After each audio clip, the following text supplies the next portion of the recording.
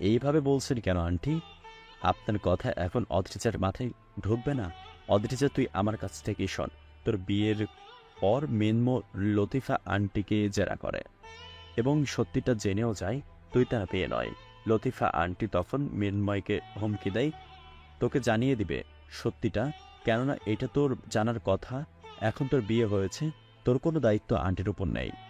কিন্তু এরপরে বাধা দিল মিনমো। সত্যিটা জানলে তুই ভেঙে পড়বি, তাই মিনমো জানাতে বারণ করে। তাছাড়া তোর শাশুড়িকে জানানোর মতো হুমকিও দেওয়া হয়। এতে তোর ওপর গভীরভাবে প্রভাব পড়বে, তুই মানসিকভাবে ভেঙে পড়বি।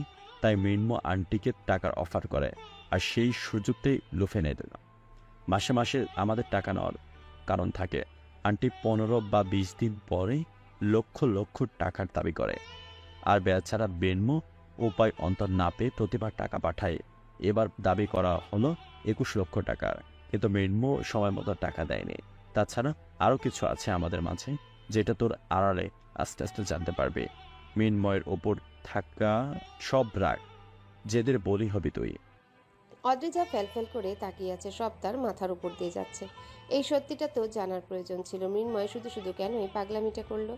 অদ্রিজা হাঁটু মুড়ে মাথা গুজে কাঁদতে শুরু করে। সামনে থাকা মানুষগুলোর দিকে আর তাকিয়ে থাকতে ইচ্ছে করছে না। অদ্রিজার অবস্থা দেখে লতিফা আর রনি হাসতে থাকে। লতিফা এগিয়ে এসে অদ্রিজার কানের কাছে ফিসফিস করে বলে, আসল সারপ্রাইজ বাকি। অদ্রিজা চমকে তাকায় লতিফার দিকে। রাগে শরীর জ্বালা করছে তার। শরীরের সমস্ত রাগ এক নিমিষে মেটাতে গাল ভর্তি থাকা থুতুগুলো ছুঁড়ে মারে লতিফার মুখে। অদ্রিজার কাণ্ডে চমকে যায় রনি এবং লতিফা। এই থুথুটা আমার আগেই মারা উচিত ছিল। তৎক্ষণাৎ লতিফা গর্জে উঠে অদ্রিজার চুলের মুঠি ধরে বলে, আজ তোর এমন হাল করব স্বপ্নেও ভাবতে পারবি না। এই রনি চল। লতিফার রনি রুম থেকে বেরিয়ে যায়। তখনই রুমে প্রবেশ করে তিনজন মহিলা। তাদের হাতে ছিল মোটা আকৃতির লাঠি। অদ্রিজার বুঝতে বাকি নেই হয়তো তার আর মৃন্ময়ের সামনাসামনি দেখার হবে না। ড্রাইভিং সিটে বসে আছে ফাহাদ, তার পাশেই মৃন্ময়। মৃন্ময়ের করুণ পরিস্থিতির অসহায় চেহারা আর দেখতে পারছে না ফাহাদ। ইচ্ছে করছে যে কোনো মূল্যে অদ্রিজাকে তার সামনে হাজির করতে। জানালার বাইরের দিকে দৃষ্টি রেখে মৃন্ময় বলে, আর কত খুঁজবো ফাহাদ, কোথাও সন্ধান পাওয়া গেল না। বস, একটা কথা বলি, লতিফা ম্যাম অদ্রিজা ম্যামকে আড়াল করেনি তো? মৃন্ময় চমকে তাকায় ফাহাদের দিকে। কি বলছিস? তার মা কেন তাকে মিসিং করাবে? ভুলে যাচ্ছেন কেন? অদ্রিজা ম্যামের আসল মা নয় লতিফা। আপনার কাছে লাস্ট মান্থে যে টাকার অফার করেছিল তা কিন্তু আমরা পাঠাইনি এবং পাঠাবো না বলছি। রনিও দেশে চলে এসেছে, তারা প্রতিশোধ নিতে এমনটা করেনি তো? না মানে আমার হুট করে মনে পড়ল। মৃন্ময় যেন আশার আলো ফিরে পেয়েছে। তার চোখে মুখে ফুটে ওঠে উচ্ছ্বসিত ভাব। এমন বুদ্ধি তোমার মাথায় আগে আসেনি কেন ফাহাদ? দ্রুত আমাদের টিম মেম্বারকে এক করো। রনি এবং লতিফা, আরজু, এদের অবস্থান জানার চেষ্টা করো। মৃন্ময়ের চোখে মুখে আসার আলো, কিন্তু নিষ্ঠুর পরিস্থিতি কি ফিরিয়ে দিবে তার অদ্রিজানকে? অচেতন হয়ে মেঝেতে পড়ে আছে অদ্রিজা, সারা শরীর রক্তে মাখামাখি। সেদিকে ভ্রুক্ষেপ নেই লতিফার। তার শুধু চিন্তা, অদ্রিজা মরেনি তো? এত সহজে সে অদ্রিজাকে মারতে চায় না। যত যাই হোক, এতটা বছর এই মেয়েকে নিজের হাতে লালন পালন করেছে। তার মায়া ভুলবে কি করে তিনি? অদ্রিজার হাত টেনে নারী পরীক্ষা করে নিশ্চিতে শ্বাস ছাড়ে। আন্টি মরে গিয়েছে। রনির প্রশ্নে তীক্ষ্ণ নজরে তাকায় লতিফা। রাগান্বিত স্বরে বলে, ওই মহিলাগুলো মেরেছে ভালো কথা, তোমার এভাবে মারা ঠিক হয়নি। যখন অচেতন হয়েছে তখন অন্তত ছেড়ে দেওয়া উচিত ছিল। আহ, এই মেয়ে মরলে তোমার কি, বরং তোমার ঝামেলা মিটে যাবে। চুপ কর তুই, এত সহজে ওকে মারা যাবে না। আমি শুধু চাই মৃন্ময় যেন অদ্রিজাকে চিরতরে হারায়। কিন্তু তার একমাত্র রাস্তা মৃত্যু। তুমি তো সেটাই চাইছো না। রনির কথা শুনে ক্রুদ্ধ দৃষ্টিতে আবারও তার দিকে তাকায় লতিফা। রনি কাচুমাচু হয়ে কথা ঘুরিয়ে বলে, বাই দা ওয়ে, পেটেরটা বেঁচে আছে তো? আই মিন মিন্টময়ের বাচ্চা।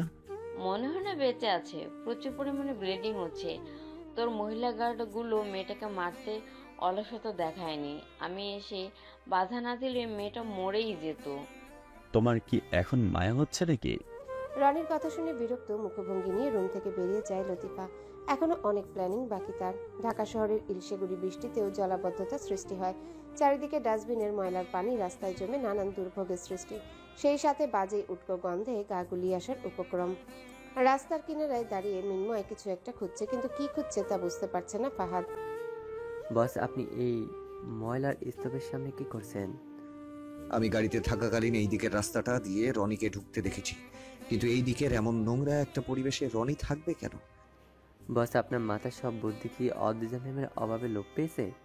রনি তার দলবল নিয়ে অদ্রিজা ম্যামকে হয়তো এদিকে কোথাও বন্দি করে রেখেছে। ফাহাদের কথায় মৃন্ময় ঢোক গিলে ঘাড়ে বাম হাত রেখে বলে, উফ, শিট, আসলে আমার ঘেরু পৌঁছে গেছে। দ্রুত আমাদের দল গঠন করো, আর এক মুহূর্ত আমি অপেক্ষা করতে পারবো না। কুইক। ওকে বস। চোখে মুখে এক জগ পানির ছিটায় ধর্মর করে উঠে যায় অদ্রিজা। পিটপিট করে তাকায়, তার অবস্থান বোঝার চেষ্টা করছে। নড়াচড়া করে উঠতেই পেটের অসহ্য মরণ যন্ত্রণায় আর্তনাদ করে ওঠে। পেটে হাত দিয়ে বাচ্চার কথা ভাবতেই জোরে চিৎকার দিয়ে কেঁদে ওঠে। তখনই তার গালে পড়ে রনির চর। চরটা এত জোরে লেগেছে অদ্রিজা যেন বোবা হয়ে যায়। ফ্যালফ্যাল করে অশ্রুসিক্ত নয়নে শুধু তাকিয়ে থাকে রনির দিকে। ওই, এইভাবে তাকিয়েছিস কেন? মরিসলি তুই বেঁচে আছিস? তোর বাচ্চাটা হয়তো নেই। রনির কথায় অদ্রিজার অন্তরাত্মা কেঁপে ওঠে। গালবে নেত্র বাড়ি গড়িয়ে পড়ছে। রনি এগিয়ে আসে লতিফার কাছে। একে কি পাচার করার মতো? এ তো পোয়াতি, কে নিবে একে? আরে নেবে নেবে, বাংলাদেশ বর্ডার পেরোলেই আমাদের কাজ শেষ। আঙ্কেল কোথায়? আসছে, ফোনে কার সাথে যেন তর্ক করছে। অদ্রিজা নির্বাক দৃষ্টি নিয়ে তাকিয়ে আছে রনি আর লতিফার দিকে। বাচ্চাটা কি নেই এইসব ভেবেই দম যেন তার বন্ধ হয়ে আসছে। তখনই রুমে ঢুকে এমন একজন কেউ যাকে দেখে তীব্র ব্যথার মাঝেও চোখ দুটো জলজল করে ওঠে। সময় মুহূর্তরাও যেন এখনই তার থমকে গেছে। অতীতের সব ভাবনার বিচ্ছেদ ঘটিয়ে নতুন করে আসার আলো খুঁজে পায় সামনে দাঁড়িয়ে থাকা ব্যক্তিটির দিকে তাকিয়ে অস্পষ্ট সুরে বলে ওঠে, বাপ। সামনে থাকা সেই ব্যক্তিটি বাঁকা হেসে তাকায় অদ্রিজার দিকে। পরনে হুডি, জ্যাকেট, মাথায় ক্যাপ, বাম হাতের মাধ্যমে মুখের সাথে ধরে আছে সিগারেট। লোকটি এগিয়ে আসে অদ্রিজার দিকে, হাঁটু মুড়ে অদ্রিজার সামনে বসে। অদ্রিজা তাকিয়ে আছে তার বাবার দিকে চাতক পাখির মতো, কিন্তু লোকটি মুখে থাকা সিগারেটের ধোঁয়া অদ্রিজার চোখে মুখে ছড়িয়ে দেয়। সঙ্গে সঙ্গে খুব করে কেসে ওঠে সে। দম বন্ধ হয়ে যাওয়ার মতো অবস্থা। নড়ে উঠতেই পেটের টনটন অসহ্যকর ব্যথা। তবুও হাল ছাড়েনি। অশ্রুসিক্ত নয়নে সামনে থাকা ব্যক্তিটার দিকে তাকিয়ে আরেকবার বাবা। বলেই ডাকে, কিন্তু ব্যক্তিটার চোখে মুখে ফুটে আছে অবজ্ঞার হাসি। এই যে মেয়ে, আমি তোমার বাবা না?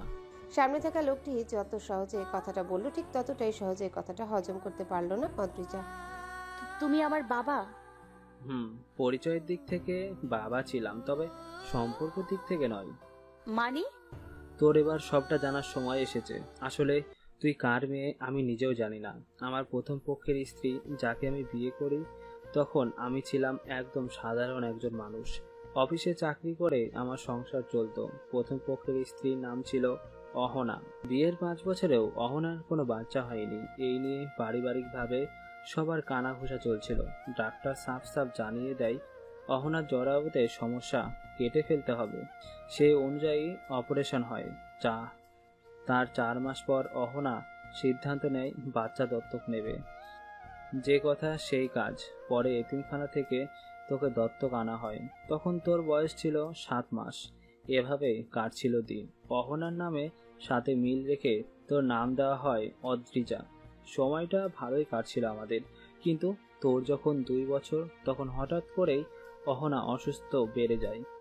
বেশ কয়েকদিন শয্যাশয্যি হয়ে মারা যায়। এইটুকু বলেই দীর্ঘশ্বাস ছাড়লেন অদ্রিজার বাবা। অদ্রিজা চমকে তাকিয়ে আছে তার বাবার দিকে। এক চিলতে হেসে তিনি আবারও বলেন, তারপর তুই একা। আমার পরিবারে শুধু মা ছিল আর এক ভাই। মা ভাইয়ের কাছেই থাকতো।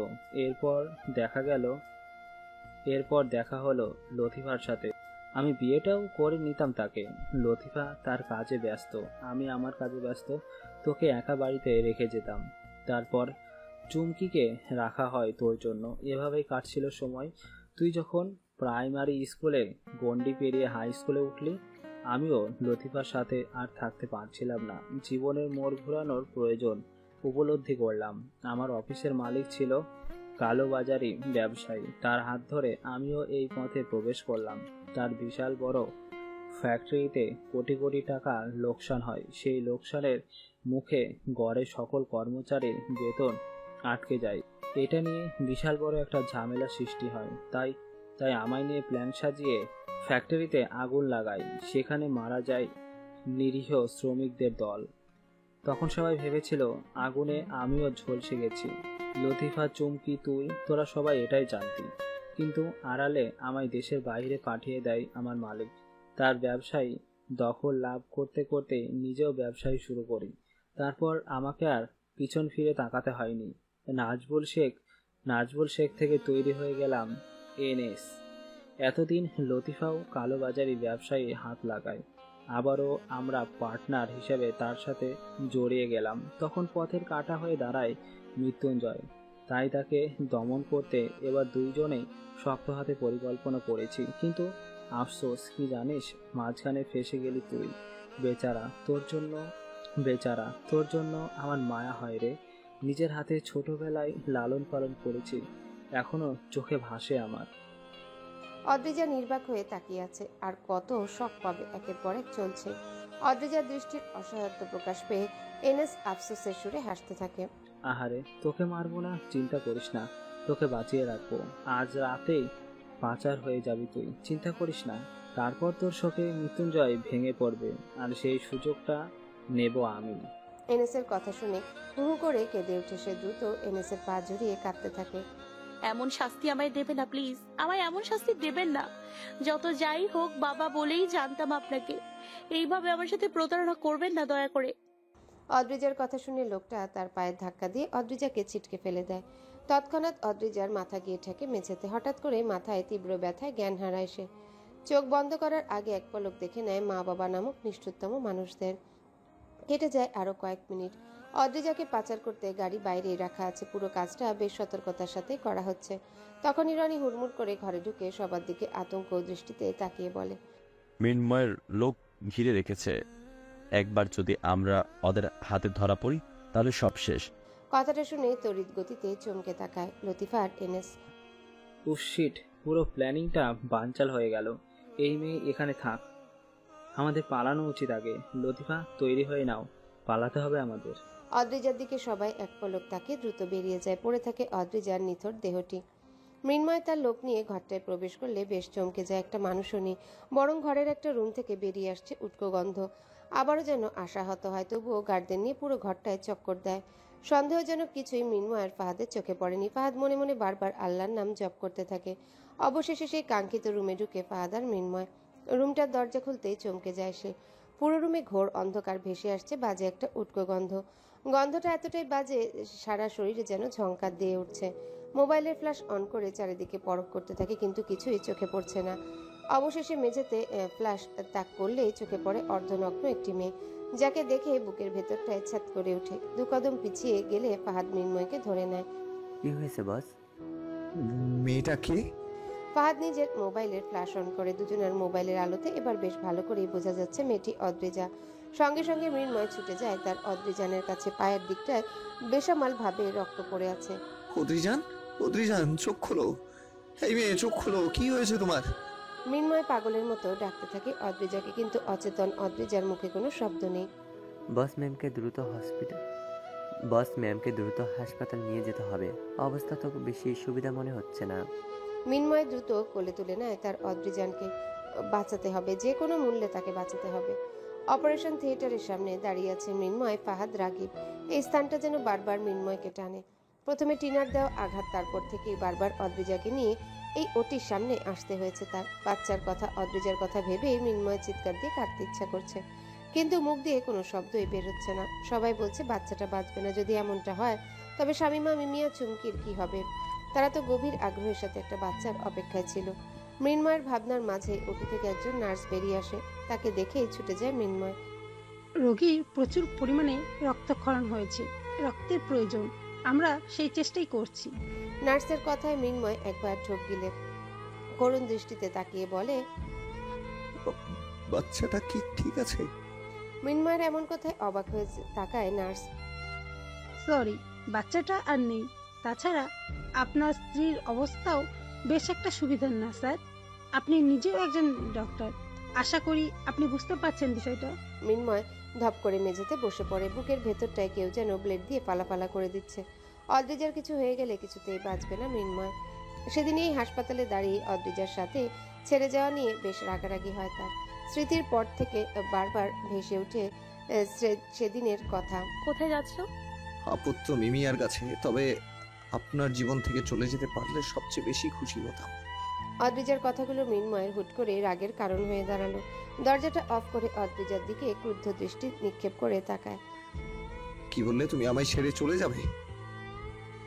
এই কথা বলা সাহস পেলে কোথা থেকে? 2 দিন ভালোবাসা দিয়ে কি মাথায় তুলে দিয়েছি নাকি? যা শুনেছেন তাই। আমি যাব, আজ না হয় কাল আমি যাব। আপনার মতো একজন অসুস্থ মানুষের সাথে থাকা আমার জন্য সম্ভব নয়। আগে সুস্থ স্বাভাবিক জীবনে ফিরে আসুন, আমিও ফিরে আসবো আপনার জীবনে। অদ্রিজার কথা শুনে মৃন্ময়ের রাগের মাত্রা আরো প্রবল হয়ে যায়। সামনে দাঁড়িয়ে থাকা অদ্রিজার গাল চেপে ধরলে ব্যথায় কেঁপে ওঠে সে। একবার পালিয়ে দেখো অদ্রিজান, তবে তোমায় স্বাগতম আমার ভালোবাসার তিক্ততার জগতে। অদ্রিজা দ্রুত মৃন্ময়ের হাত সরিয়ে নেয়। বেশ, আমি প্রস্তুত। আমার জীবনের নিশ্চয়তা আমার নিজের কাছেই নেই। এই যে এখন রাগের মাথায় যদি আমার গলা চেপে মেরে দিতে, তখন কি হতো মৃন্ময়, মেহরাব? তাই আপনাকে ভালোবেসে কষ্ট ছাড়া আর কিছুই পাওয়া যাবে না। রাগের মাথায় কোন দিন না আমাকেই খুন করে দেবেন, আপনার ওপর আমার এক ফোঁটাও বিশ্বাস নেই। কথাগুলো ভাবতেই নিজের চুল টেনে কাঁদতে শুরু করে মৃন্ময়। ফাহাদকে ইশারা করে এদিকটা সামাল দিতে, তারপর চলে যায় হাসপাতালে নিজের রুমে। দরজাটা লক করে চেয়ারে বসে টেবিলে মাথা ঠেকে ফুপিয়ে কাঁদতে থাকে। ছেড়ে যাবে বলেছিলে, আর সত্যি ছেড়ে যাবে।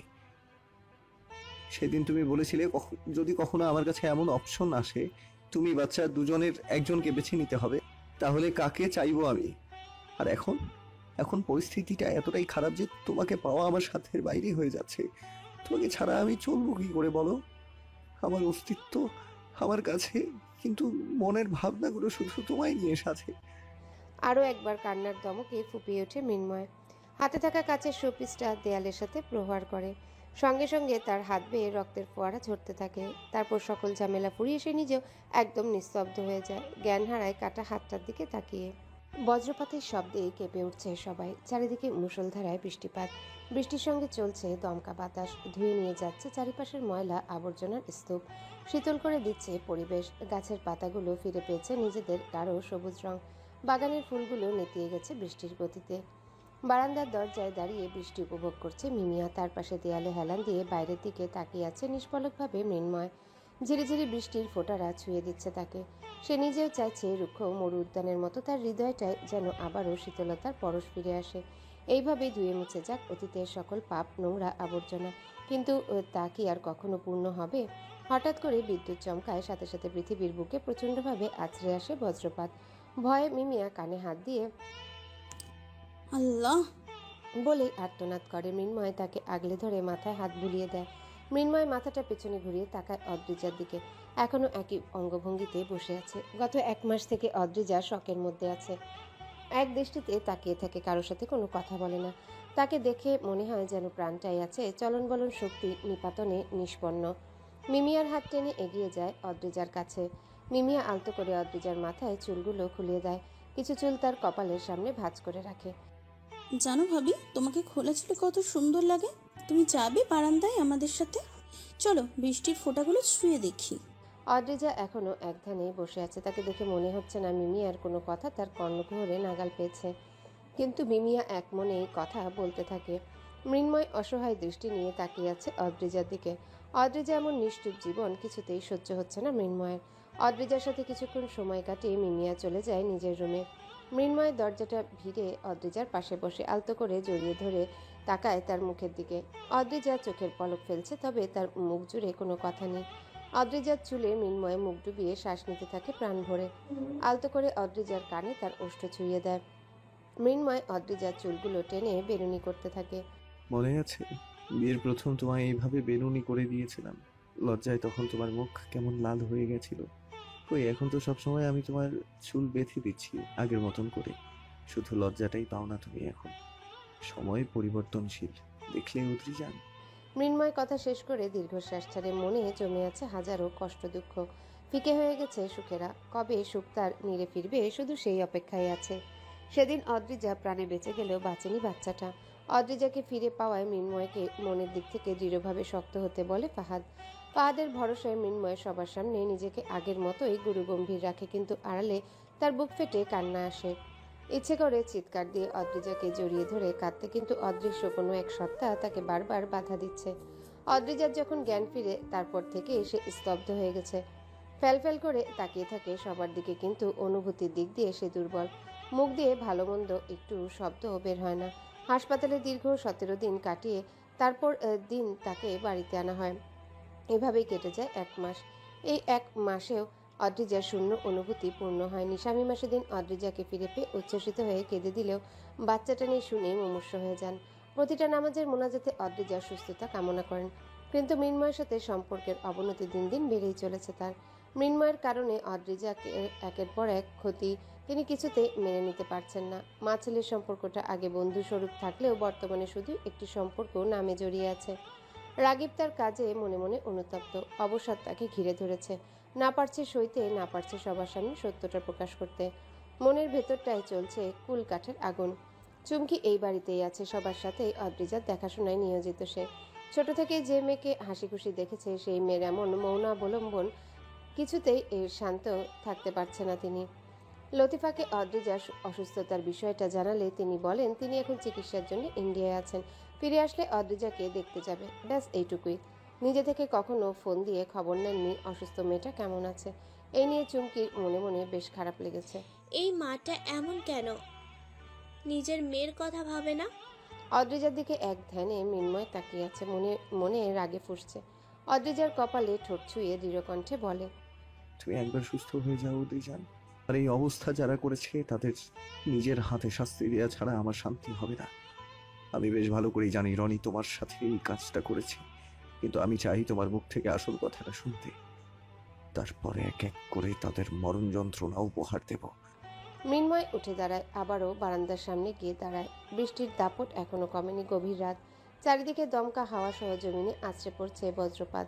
কেঁপে উঠছে যেন গাছপালা সহ সব প্রাণীকুল। ঘুমের সাগরে তলিয়ে আছে মৃন্ময়। অদ্রিজার বাম হাতটা শক্ত করে জড়িয়ে ধরে গভীর ঘুমে আচ্ছন্ন সে। কিন্তু অদ্রিজার স্বপ্নের ঘোরে হানা দিচ্ছে কালো ছায়ার কয়েকজন পিচাস। ঘুমের ঘোরে চোখে ভেসে ওঠে সেদিনের ঘটনা। মহিলাগুলোর অত্যাচার, তার বাবা মায়ের প্রতারণা, রনির অত্যাচার, সবকিছু আবারও চোখের পর্দায় ভাসতে থাকে। ঘুমের ঘোরেও ঘেমে একাকার অদ্রিজা। মুখ দিয়ে ফুটে উঠছে বিড়বিড় করে কোনো শব্দ। 2 পা দিয়ে বিছানার চাদর গুটিয়ে নিচ্ছে। হঠাৎ করে অদ্রিজার শব্দ বেড়ে যায়। জোরে জোরে বলতে থাকে, আমাকে মেরো না, আমার বাচ্চা আছে, আমার বাচ্চাকে মেরো না, তাকে পৃথিবীর আলো দেখার সুযোগ করে দাও, মেরো না আমায়। অদ্রিজার ছটফটানো কণ্ঠ শুনে লাফিয়ে ওঠে মৃন্ময়। দ্রুত বেডের পাশে ল্যাম্পটা অন করে অদ্রিজার দিকে তাকায়। অদ্রিজার অবস্থা দেখে সে নিজেও নার্ভাস হয়ে যায়। ও অদ্রিজান, কি হয়েছে তোমার? কি হয়েছে? এমন করছো কেন তুমি? মৃন্ময়ের কণ্ঠে চমকে ওঠে অদ্রিজা। দ্রুত মৃন্ময়কে জড়িয়ে ধরে ফুপিয়ে কাঁদতে থাকে। মুখ দিয়ে বারবার বলতে থাকে, আমার বাচ্চাকে বাঁচতে দিল না ওরা। অদ্রিজার কান্নায় মৃন্ময়ের চোখের কোণে পানি গড়িয়ে পড়ে। সে জানতো অদ্রিজার যখন বোধ শক্তি আসবে তখন এমন পাগলামি জুড়ে দিবে। দুজন দুজনকে জড়িয়ে ধরে ফুপিয়ে কাঁদতে থাকে। দুজনের কান্নার তালে বাইরের বৃষ্টি বজ্রপাত যেন আরো দ্বিগুণ বেড়ে গেছে। এভাবে চলে যায় আরো কয়েক ঘন্টা। মৃন্ময়ের বুকে নিস্তেজ হয়ে আছে অদ্রিজা। মৃন্ময় তার মাথায় হাত বুলিয়ে হসপিটালের পরে সব ঘটনা খুলে বলছে। অদ্রিজা কান্নার তালে কেঁপে ওঠে। তার অবস্থা এই বাড়ি যে মৃত্যুপুরীর মতো নিস্তেজ হয়ে গেছে তা সে ভালো করেই জানে। চোখ বন্ধ করলেই ভেসে ওঠে বাচ্চার জন্য সবার আকুলতা। কতটা আনন্দের ছিল এই পরিবারটা, কিন্তু একটা প্রলয়ঙ্কারী ঝড় এসে সবটাই তছনছ করে দিল।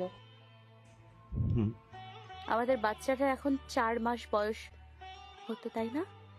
কথাটা বলেই ফুপিয়ে উঠে অদ্রিজা। অদ্রিজার কান্নামাখা মুক্তি দেখে নিজে ঠোঁট কামড়ে কেঁদে ওঠে মৃন্ময়। অদ্রিজার মাথায় হাত বুলিয়ে সান্ত্বনার বাণী দিতে থাকে। আমাদের আবার বাচ্চা হবে অদ্রিজান, আবার আমরা স্বপ্ন দেখবো, আনন্দে বাঁচবো, আবারও হাসি খুশিতে মেতে থাকবে এই বাড়ি। কিন্তু তারা কি আমার বাচ্চাকে বাঁচতে দেবে? অদ্রিজার প্রশ্নে চোখ বন্ধ করে নেয় মৃন্ময়। রাগে ভেতরে ভেতরে ফুঁসছে সে। গত 1 মাসে প্রতিটা দিন প্রতিশোধের দহনে কয়লা হয়েছে সে।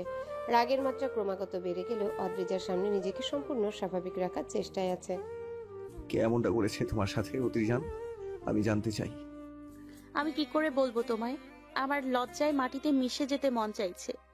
জীবনে যা কখনো ভাবিনি তাই আমার সাথে হয়েছে। অদ্রিজা আবারও কেঁদে দেয় শব্দ করে। প্লিজ অদ্রিজান, এই মুহূর্তে আমায় সবটা বলবে তুমি। গত 1 মাস আমি অপেক্ষায় ছিলাম শুধুমাত্র ওই পিশাচদের সম্পর্কে জানার জন্য। কারা আমার অদ্রিজানকে কষ্ট দিয়েছে, কারা আমার বাচ্চাকে হত্যা করেছে আমি জানতে চাই। আমার বাবা মা। বাবা মা? তোমার বাবা তো মৃত। আমিও ঠিক এমনটাই জানতাম, কিন্তু নিয়তির খেলায় আমার সত্যিকারের বাবাকে তা আমি জানি না। অদ্রিজা শুরু থেকেই সবটা খুলে বলে মৃন্ময়কে।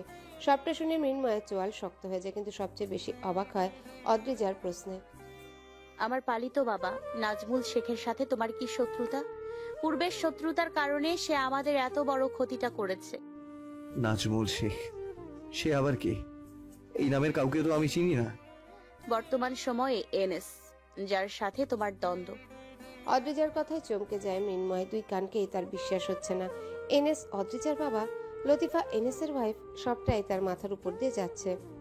মৃন্ময়কে চুপ থাকতে দেখে অদ্রিজা বলে, তোমার অতীতের ভুলে আজ আমার আর আমার সন্তানের জীবন এমন অনিশ্চিত ভুবনে কাটাচ্ছি। আগেই বলেছি, আল্লাহ পাপীকে কোনো দিন ক্ষমা করে না। হয়তো আমাকে হারিয়ে তোমার পাপের মূল্য দিতে হবে। যেদিন প্রিয় মানুষ হারাবে সেদিন কষ্ট কাকে বলে তুমি বুঝবে। অদ্রিজার অগ্নিশর্মা কণ্ঠে মৃন্ময় হতবুদ্ধি হয়ে যায়। আমি কষ্ট পাইনি। আমার সন্তানটা পৃথিবীর আলো দেখার আগেই চলে গেল। আমায় কি কম আগুনে পুড়িয়েছে? সবটাই তোমার কর্মফল মৃন্ময় মেহরাব। অদ্রিজা পাশ ফিরে শুয়ে কাঁদতে থাকে। মৃন্ময় ভাবতে থাকে ভবিষ্যতের নিষ্ঠুর পরিস্থিতির কথা। ভোরের আলো ফুটে যখন সকাল হয়ে এসেছে, তখন নামাজে জায়নামাজ ছেড়ে ছাদে যাবার উদ্দেশ্যে রুম থেকে বেরিয়ে পড়ে শামীমা। চোখ মুখ লাল হয়ে আছে, চোখের উপরে চামড়াটা ফুলে লাল বর্ণ ধারণ করেছে। অদ্রিজা দরজার পাশে দাঁড়িয়ে সবটা দেখছিল এতক্ষণ। শামীমা মোনাজাতের প্রতিটি নিঃশ্বাসে কিভাবে অদ্রিজার সুস্থতা কামনা করছিল, কিভাবে কেঁদে বুক ভাসালেন। মনে মনে নিজের জন্য তখন তার আফসোস হয়। পালিত মা লতিফা এত বছর তাকে দেখেও মা হিসেবে ডাকলে অদ্রিজার জন্য তার কোনো মায়া হয়নি। মানুষগুলো এমন কেন? কেউ নিষ্ঠুর, কেউ বা মমতা বই, মায়া বই। যদি ধরনীর বুকে সবাই মায়াবী হতো, একে অপরের প্রতি বিরোধ না থাকতো, তবে আমাদের মতো হাজারটা মানুষের কখনোই করুণ পরিস্থিতি হতো না। মন্দ আছে বলেই ভালোর কথাটা এত সহজে বুঝতে পারি। মাথায় শাড়ির আঁচল টেনে রুম থেকে বের হতেই ভাবুক অদ্রিজাকে চোখে পড়ে। তাকে দেখে প্রথমে শামীমা অবাক হলেও পরবর্তীতে অদ্রিজাকে ধরে উচ্চস্বরে কেঁদে ওঠে। শামীমার কান্নায় হাউমাউ করে কেঁদে দেয় অদ্রিজা। দুজনের কান্নার শব্দে আরও একবার জেগে ওঠে মেহেরাব বাড়ি। মৃন্ময় দূর থেকে দাঁড়িয়ে দেখছে অদ্রিজা আর শামীমাকে। মৃন্ময়ের পরে কেউ যদি অকৃত্রিমভাবে অদ্রিজাকে ভালোবাসে, সে হলো শামীমা। সবাই জড়ো হয়ে যায় নামাজ ঘরের পাশে। অদ্রিজাকে ফিরে পেয়ে কেঁদে দেয় মিমিয়া আর চুমকি। তারা যেন তাদের হারানো প্রাণটা ফিরে পেয়েছে। রাগিব আড়ালে চোখ মুছে নেয়। কাঁদতে কাঁদতে মেহেরাব বাড়ি আবারও হাসবে। অদ্রিজাকে ফিরে পেয়ে তিনি ভীষণ খুশি। শামীমাকে ছেড়ে অদ্রিজা জড়িয়ে ধরে রাগিবকে চিৎকার করে কাঁদতে কাঁদতে বলে, তুমি আমার রক্তের সম্পর্কের কেউ না হলেও তুমি আমার বড্ড আপনজন বাবা। যাকে বাবা বলে জানি সে একটা নরপশু। তোমার উপর আমার বিশ্বাস আছে বাবা। আমি জানি তুমি আমাকে ঠকাবে না। তোমাদের সকলের ভালোবাসায় আমি হয়তো ফিরে এসেছি, নয়তো মৃত্যু আমার অতি নিকটে ছিল। অদ্রিজা সবাইকে জড়িয়ে ধরে কাঁদছে। মনে মনে খটকা লাগছে রাগিবের। অদ্রিজার বাবা তো মৃত, তবে কার কথা বলছে সে? সবটা এখনো জানে না রাগিব। মৃন্ময়ের কাছে সত্যিটা জানার জন্য চাতক পাখির মতো সবার আড়ালে তাকায় মৃন্ময়। দূর থেকে তাকে ইশারা করে পরবর্তীতে সবটা জানাবে। দ্রুত মৃন্ময় নিজের রুমে প্রবেশ করে। মনে মনে ভয় তাকে জেঁকে ধরেছে। রাগিবের সত্যিটা অজানায় অদ্রিজার। যদি অদ্রিজা জানে মৃন্ময়ের কালোবাজারিতে মৃন্ময় একা না, রাগিব মৃন্ময়ের গুরু হিসাবে আছে, তাহলে কি প্রতিক্রিয়া হবে তার? সকালের নাস্তা সবার সঙ্গে শেষ করে রাগিব মৃন্ময়কে ইশারা করে ছাদে আসতে। রাগিবের পরেই মৃন্ময় ছাদে আসে।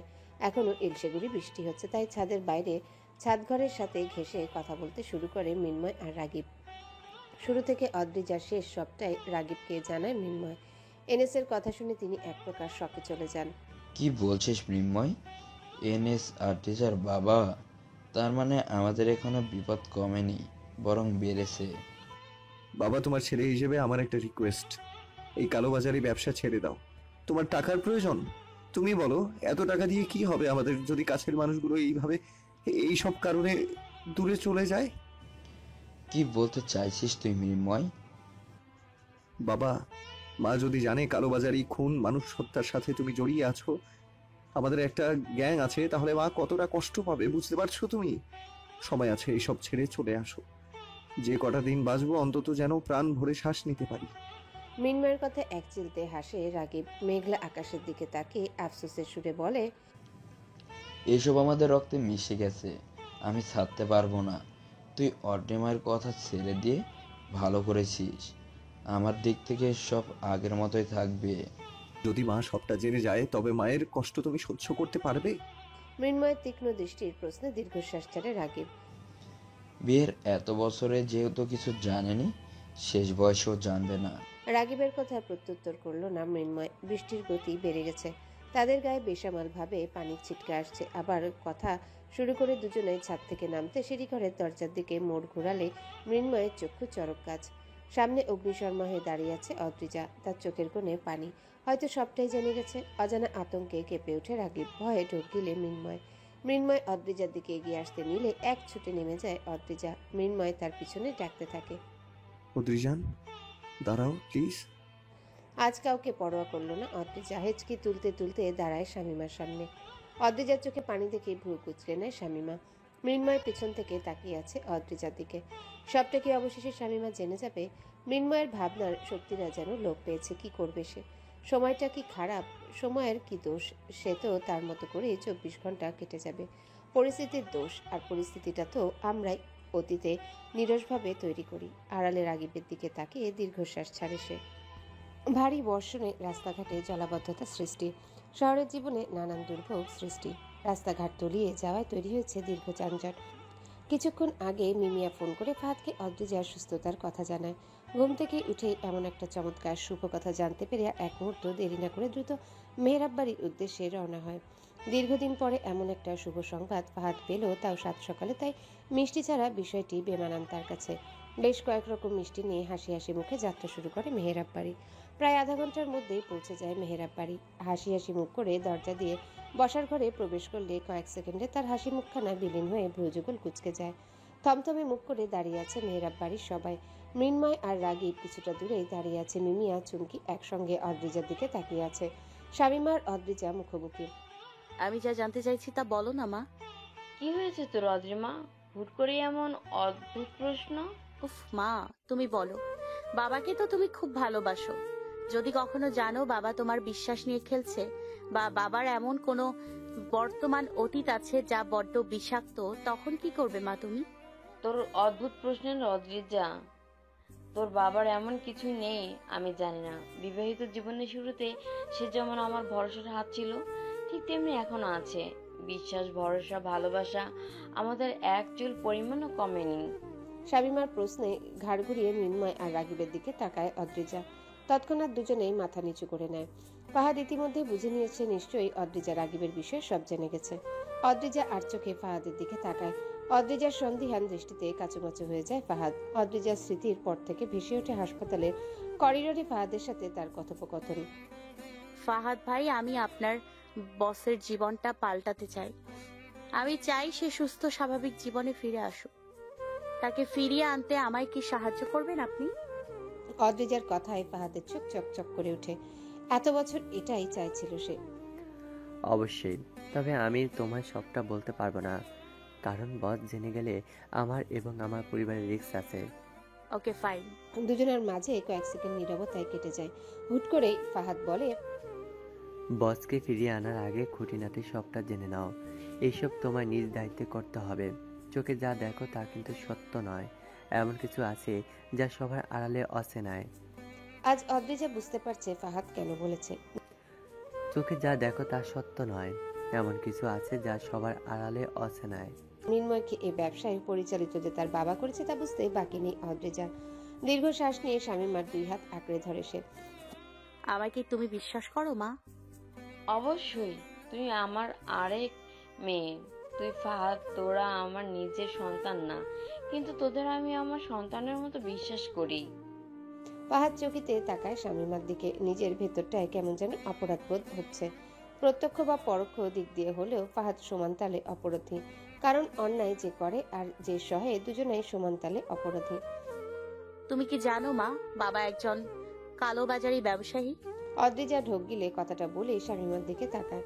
শামীমার চোখে মুখে হাসির আবেশ। অদ্রিজা যেন তার সাথে মজা করছে। কি বলছিস তুই? পাগল নাকি? তোর বাবা সৎভাবেই উপার্জন করে, আর এত বছর সংসার করছি, অথচ আমি জানবো না? আজব।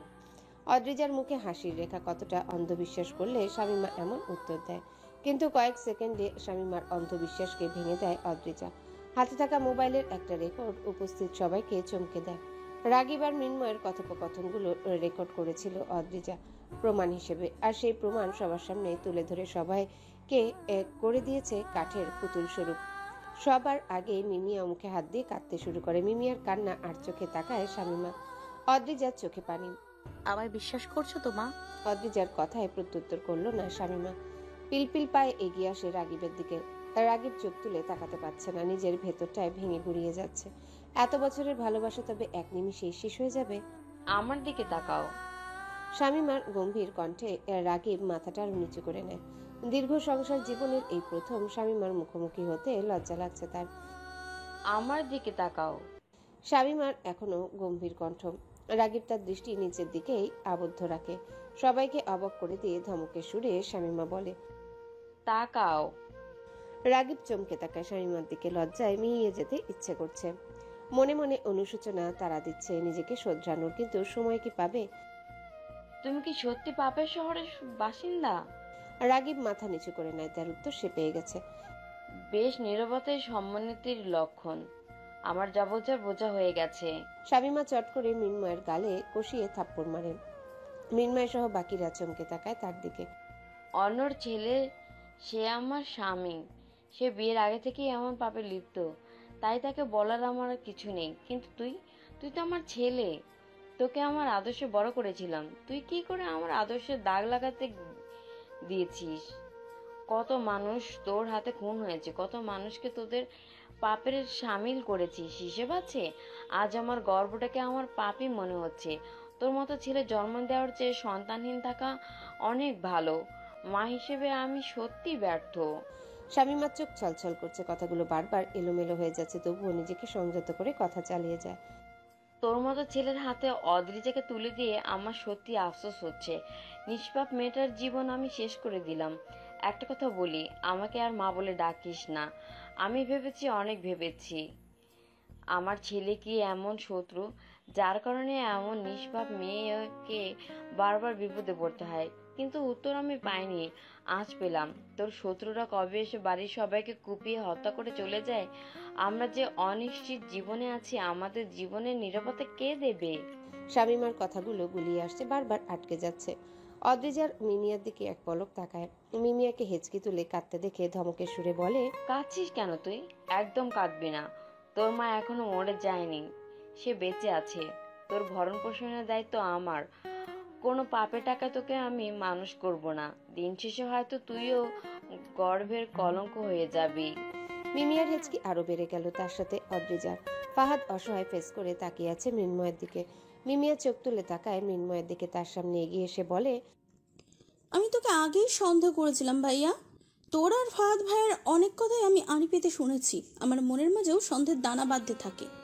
সেদিন আজিজা আপুর তোকে খুনি খুনি বলে অপবাদ দেওয়াটা তুই মানসিক রোগী বানিয়ে কাটিয়ে দিলেও আমি অর্ধেকটা হলেও বিশ্বাস করেছিলাম। তোকে ফোনে জানালে তুই আমাকে রাগ দেখিয়ে কথা ঘোরাতে চেয়েছিলি, তাই আমি সবটা চুপচাপ মনে রেখেছিলাম। আমার ভাই একজন খুনি ভাবতেই আমার দম বন্ধ লাগে। কিন্তু কখনো ভাবিনি আমার বাবা ছিলেন সেই দলের আসল কালপ্রিট। ক্ষমা কোনোদিন তুই পাবি না ভাইয়া। আমাদের বিশ্বাস নিয়ে তোরা খেলা করেছিস, শাস্তি তোরা পাবি। মিমিয়াকে টেনে সরিয়ে আনে চুমকি। শামীমা যেন ভেঙে চুরে গুড়িয়ে যাচ্ছে দাঁড়িয়ে থেকে। কিছুক্ষণ এক দৃষ্টিতে তাকিয়ে থাকে রাগীবের দিকে। পরিশেষে একটা কথা বলি, আল্লাহ কোনোদিন তোমাদের ক্ষমা করবেন না। যে কোনো উসিলায় আল্লাহ শাস্তি তোমাদের দেবেন। দেখে নিও, যে যা করেন আল্লাহ ঠিক তার কর্মফল সেই স্বরূপ উপহার দেন। আমার আর কোনো আফসোস নেই, যা হওয়ার তা হয়েছে। আমার ভালোবাসা ছিল নিছক প্রকৃতির। যদি আমি ভালোবাসতে জানতাম, তবে ছেলে এবং স্বামী দুই দিক থেকেই ঠিক রাখতে পারতাম। মৃন্ময়ের নাক গাল বেয়ে বেরিয়ে পড়ছে অশ্রুকণা। রাগীব ছলছল দৃষ্টিতে একবার তাকায় শামীমার দিকে, কিন্তু সেই চাহনি উপেক্ষা করে তিনি উপরে চলে যান। দরজাটা আটকে চিৎকার দিয়ে কেঁদে ওঠে। তার কান্নায় যেন কেঁপে ওঠে পুরো মেহেরাব বাড়ি। চারিদিকের পরিবেশটা নীরব হলেও নীরবতা নেই রাগীবের মনে। এতদিনের জমানো ভালোবাসা বিশ্বাসের দেওয়ালটা হুট করে ভেঙে গেল। বুকের ভেতরটায় সব যেন ভেঙে গুড়িয়ে গেছে। অদ্রিজার দিকে এক পলক তাকায় নিরস চোখে। মেয়েটার দোষ নেই এমন সত্যি কয়জনা মেনে নিতে পারবে? আজ ভোরের দিকেই মেয়েটা বলেছিল, বাবা আপনি আমার বিশ্বাস ভরসা ভাঙবেন না, আপনের থেকে আপনি বেশি আপন। কিন্তু কয়েক ঘন্টার ব্যবধানে সব তছনছ। ফাহাদ অবাক চাহনিতে চেয়ে আছে। সব কেমন ফাঁকা ফাঁকা লাগছে। মৃন্ময় উপরে নিজের রুমে যাওয়ার জন্য পা বাড়ায়। কিছুক্ষণ পর রাগিব উপরে চলে যায়। অদ্রিজা ফাহাদের সামনে হাঁটু মুড়ে বিলাপ দিয়ে কাঁদতে থাকে। এক ঝড়ে সাজানো সংসারটা ভেঙে গেল। এই মুহূর্তে তার মনে হচ্ছে এই সংসার নিপাতনে যাওয়ার মূল কারণ সে নিজে। কারণ সত্যিটা যদি অদ্রিজা চেপে যেত তবে এমন পরিস্থিতির সম্মুখীন কেউ হতো না। ফাহাদ নিজের চোখের পানি আড়াল করে অদ্রিজার মাথায় হাত বুলিয়ে দেয়, সান্ত্বনার বাণীতে বলে, অদ্রিবন কাঁদিস না, আল্লাহ যা করেন ভালোর জন্যই করেন। হয়তো এই সত্যিটা তুই লুকালে বিবেকের দিক দিয়ে তুই নিম্নশ্রেণী হয়ে যেতি, ভেতরটা তোর কুড়ে কুড়ে খেত। তাই যা হয়েছে শুকরিয়া আদায় কর। এই পাপের সমান ভাগীদার আমি নিজ। সত্যি কোনোদিন চাপা থাকে না। মৃন্ময় অদ্রিজার সামনে দাঁড়িয়ে আছে অপরাধী হয়ে। অদ্রিজা কোনো কথাই বলছে না তার সাথে। বালিশ আঁকড়ে ধরে ফুপিয়ে কাঁদছে। সে চাপা কষ্ট তাকে বারবার যেন হত্যা করছে। মৃন্ময়ের উপস্থিতি বুঝতে পেরে এ নিজেকে আরো গুটিয়ে নেয়। অদ্রিজান, আমার দিকে তাকাও। অদ্রিজা রেগে অগ্নিশর্মা হয়ে মৃন্ময়ের দিকে তাকায়। চুপ বেঈমান, তোকে বিশ্বাস করেছিলাম, তুই আমাকে ঠকাবি আমি জানি। সমসাময়িক হয়তো সব ছেড়ে দিয়েছিস, কিন্তু তুই মৃত্যুর খেলায় আবারও নামবি। কথায় আছে, পরিপূর্ণ তৃপ্তি নিয়ে কুড়ে ঘরে থাকাও ভালো, অতৃপ্তি নিয়ে বিরাট অট্টালিকায় থাকার কোনো সার্থকতা নেই। ইচ্ছে করছে সব ছেড়ে দিয়ে চলে যাই, আর মায়া আমি বাড়াতে চাই না। যতটা মায়া আমি গ্রহণ করেছি তা বহন করার সামর্থ্য আমার হচ্ছে না। তাই সিদ্ধান্ত নিয়েছি আমি ছেড়ে যাব, সব ছেড়ে দিব। ভালোবাসা মানেই প্রতারণা, নিছক স্বপ্ন। যেমনটা হয়েছে মায়ের সাথে আর আমার সাথে তো হচ্ছেই। অদ্রিজা সরে যেতে নিলেই মৃন্ময় শক্ত করে অদ্রিজাকে জড়িয়ে ধরে ডুকরে কেঁদে ওঠে। অদ্রিজার দম বন্ধ হয়ে আসার উপক্রম হয়েছে, তবুও মৃন্ময়ের ছাড়ার নাম নেই। সে অদ্রিজাকে ধরে কেঁদেই যাচ্ছে। আমার জন্য আমার মা বোনকে শাস্তি দিও না অদ্রিজান। তাদের ভরসা তুমি। আমার ভালোবাসা মিথ্যে নয়। এভাবে ছেড়ে গেলে একা হয়ে যাব। আর যদি সত্যি যাও তবে আমার কবরের সামনে মোনাজাত দিতে প্রস্তুত থেকো। মৃন্ময় এই কথাটা বলে অদ্রিজাকে ছেড়ে দ্রুত রুম থেকে বেরিয়ে যায়। কাঠের পুতুলের মতো সোজা হয়ে দাঁড়িয়ে আছে অদ্রিজা। সবকিছু গোজামিল লাগছে তার। রাগিব দরজায় বেশ কয়েকবার করাঘাত করলেই দরজা খুলে দেয় শামীমা। মাথা নিচু করে রুমে ঢুকে আবারও দরজাটা আটকে দেয়। রাগিব হাঁটু মুড়ে বসে পড়ে শামীমার পায়ের সামনে, কেঁদে উঠে বাচ্চাদের মতো। আমায় ক্ষমা করে দাও শামু, আমি ভালো হয়ে যাব। প্রায়শ্চিত্ত করার সুযোগ দাও আমায়। প্রায়শ্চিত্ত? ক্ষমা আমি তোমায় আগেই করে দিয়েছি, কিন্তু আমার মনে লাগা দাগটি এত সহজে যাবে না। আর তোমার প্রতি ভালোবাসা শিখতে হওয়া আমার আর হবে না, কারণ সম্পর্কটা ফ্যাকাশে হয়ে গেছে। কয়েক মিনিট আগেও তোমার সামনে দাঁড়ালে স্বস্তির শ্বাস নেওয়া হতো, আর এখন এক রুমে আছি, আমার যেন দমটা বন্ধ হয়ে আসছে, অস্বস্তি হচ্ছে সবকিছুতে। আমি জানি আমার প্রতি তোমার ঘৃণা জন্মে গেছে, তবে যাই হোক না কেন, জানো শামু, তুমি ছাড়া আমি সত্যিই অচল। বড্ড ভালোবাসি তোমায়। আমার নিঃশ্বাস বন্ধ হওয়ার আগ পর্যন্ত আমার তোমাকেই চাই। পাশে থাকবে না আমার? মিথ্যে প্রতিশ্রুতি। ভালোবাসাটা যদি সত্যি হতো তবে কখনোই আমার কাছে কিছু লুকাতে না। আমার বিশ্বাস নিয়ে খেলেছো, আমার নারী ছেড়ে ধনকে পাপিষ্ট করেছো, ছেলেটাকে গর্বের কলঙ্ক বানিয়েছো। প্রকৃতি তোমার শাস্তি দেবে, দেখে নিও। হয়তোবা আমার মৃত্যুটাই তোমার শেষ জীবনের সবচেয়ে দামি উপহার হিসেবে থাকবে। আমাকে নিয়ে জড়িত সকল স্মৃতি তোমায় কখনো চিত্তের স্থিরতা দেবে না, প্রশান্তি দেবে না তোমার হৃদয়ে। বলেছিলে না বুড়ো বয়সে দুজনে হাতে হাত রেখে চলবো? আজ আমি বলছি, তোমার কর্ম তুমি যেন এগিয়ে নিয়ে যাও, তাই আমার দূরত্বটাই যেন তোমার জীবনের সবচেয়ে সুখকর সুরাহা হয়। রাগিবের চোখের দিকে তাকিয়ে আলাপের ইতি টানল শামীমা। রাগিবকে আর কোনো কথা বলার সুযোগ না দিয়ে দ্রুত ওয়াশরুমে ঢুকে যায়। শামীমা কান্নাগুলো আর কিছুতেই দেখাবে না এই নিষ্কৃষ্ট মানুষটাকে। রাগিব মেঝেতে বসে কপালে হাত টেকে আহাজারি দিচ্ছে। আজ যেন সব হারিয়ে শূন্যের কোটায় গিয়ে পৌঁছে গেছে। মেহেরাব বাড়ির পরিবেশটা থমথমে হয়ে আছে, চারিদিকে ছড়িয়ে আছে মানুষজন হারানোর আহাজারি। নাতালে থমকে যাচ্ছে পরিবেশ। বাগানের সরু রাস্তাটায় রক্তের পানি জমাট বেঁধে আছে। কয়েকজন কর্মী সেই পানি পরিষ্কার করছে। কিছুক্ষণ আগে এখানে পর্দার আড়ালে ধোয়া করা হয়েছে রক্তাক্ত মৃত ব্যক্তিটিকে। শরীরে বিভিন্ন বিভৎস কোপের দাগ, আর সেই ক্ষত থেকে বেসামালভাবে রক্ত ধুয়ে গেছে। কিছুটা দূরেই রাখা আছে খাটিয়া, সেখানে চিরনিদ্রায় শুয়ে আছে ব্যক্তিটি। সাদা কাপড়ে মুড়িয়ে সজ্জিতভাবে রাখা হয়েছে তাকে। পুরো বাড়িতে ছেয়ে গেছে আগরবাতি, কর্পূর আর গোলাপ জলের সুবাস। হয়তো এই সুবাদে মৃত মানুষটার প্রিয় ব্যক্তিটির সারা জীবনের জন্যই ঘুম পরিত্যক্ত করে দিবে।